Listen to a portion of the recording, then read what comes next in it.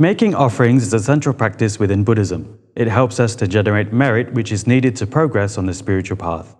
Making offerings is also part of the perfection of generosity. Today I'll be talking about the most common offerings on a Tibetan Buddhist altar, known as the sensory offerings.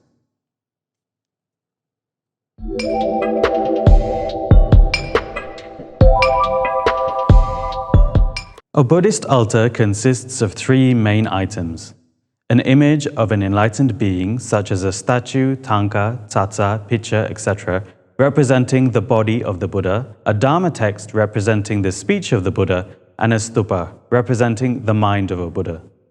For Buddhist practitioners, this represents our ultimate goal of becoming an enlightened being ourselves. In addition to these items, we make abundant offerings to the three jewels, including the sensory offerings. The sequence of the sensory offerings represents the ancient Indian manner of inviting an honored guest into our home.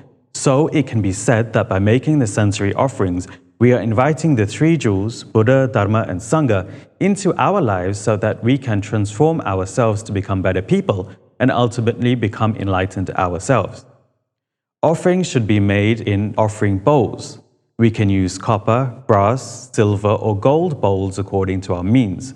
Ceramic, wooden, or stainless steel bowls can also be used if we cannot afford better quality ones. Bowls should be placed 1 rice grain width apart. If you place the bowls too close, it can make your mind dull. If you place the bowls too far apart, it is symbolic of being separated from your Guru and the Dharma. Bowls should be placed in a line. The line doesn't have to be straight, it can also be curved. If you are short of space, you can divide the offerings into 2 rows. Start the sequence closest to your Buddha image and go from left to right. All the bowls, apart from the first 2, should be filled with real or fake pearls, jewels, crystals, or other precious substances. If you cannot afford this, then rice is also acceptable. The sequence of the sensory offerings are water, flowers, incense, light, perfume, food, and music. The first bowl represents water for drinking. This creates the causes to generate and retain wealth and material resources. You should use clean, pure water and pour directly into the bowl up to the level of 1 rice grain width from the top. You can add saffron to the water as an extra offering. The second offering is water for washing the feet. This helps to purify our negative karma and generates humility. Again, you should use clean, pure water and pour directly into the bowl up to the level of 1 rice grain width from the top. You can also add saffron to the water as an extra offering. Third is the offering of flowers. This represents the sense of sight and creates the causes to be reborn in pleasant environments. You can use a crystal flower or even a plastic flower. Alternatively, you can fill the bowl with water and place fresh cut flowers in the bowl. If you are using fresh flowers, they should be replaced every day. Fourth is the offering of incense. This represents the sense of smell and creates the causes for us to uphold our vows well.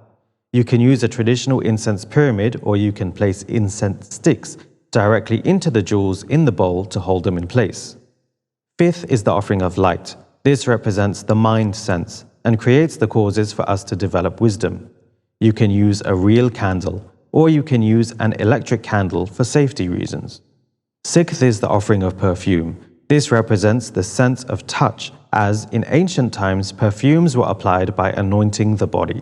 It creates the causes to purify our habitual patterns. You can use a bottle of perfume or essential oil. You can also use water colored with saffron. If using saffron water, fill the bowl in the same manner as the first 2 water offerings. Seventh is the offering of food. This represents the sense of taste and creates the causes for sustenance and longevity. You can use crystal or plastic representations of food, such as a glass apple. You can also use fresh fruit or individually wrapped biscuits or chocolates. If you're using actual food, it should be replaced daily. You can also use a traditional or artificial torma offering. The 8th and last offering is music. This represents the sense of sound and creates the causes to achieve the Buddha's wisdom nature. A conch shell is traditionally used to represent sound, but you can use figurines of musical instruments, etc., to represent music. If you're using a shell, it must be a conch shell or another type of shell which produces sounds when you blow into it, not simply an ordinary shell. Once the sensory offerings are set up, light a stick of incense and wave the incense over the top of the sensory offerings while reciting the mantra Om Ahum, Om Ahum, Om Ahum. This purifies and blesses the offerings. When you do this, you can visualize Om, which is white in color, Ah, which is red in color, and Hum, which is blue in color, on top of the offerings. As you recite, the syllables dissolve one by one into the offerings. First, the Hum syllable dissolves into the offerings and purifies them. Next, the Ah syllable dissolves into the offerings and transforms them into nectar. Lastly, the Om syllable dissolves into the offerings and multiplies them.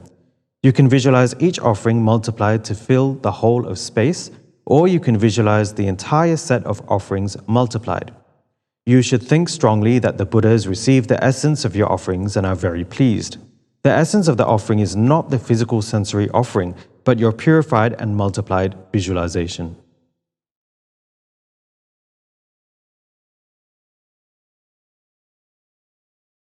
At the end of the day, clear the water from the bowls and upturn the bowls so that you are not offering an empty bowl on the altar.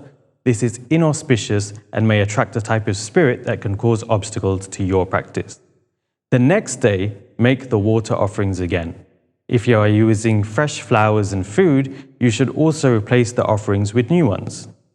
Your sensory offerings should be set out and blessed before you begin your daily sadhana. Alternatively, you can make the offerings in the morning and clear them at night before sleeping. You can also offer more than one set of sensory offerings on your altar. When engaging in some specific prayers, you need multiple sets of sensory offerings, such as during retreats. In some cases, we also need to offer a row of sensory offerings in reverse order, such as during tantric self-generation practice. If there is no way for you to set out the sensory offerings, you can replace them with a row of 8 water offerings, which have the same meaning. However, you should put effort into setting up the 8 sensory offerings to the best of your ability. So there you have a simplified explanation of the sensory offerings and the benefits of making them. I hope you will set up your altar with a Buddha image, Dharma text and stupa, and a row of sensory offerings in front of it. This will generate merit and help you in your personal transformation. Thank you.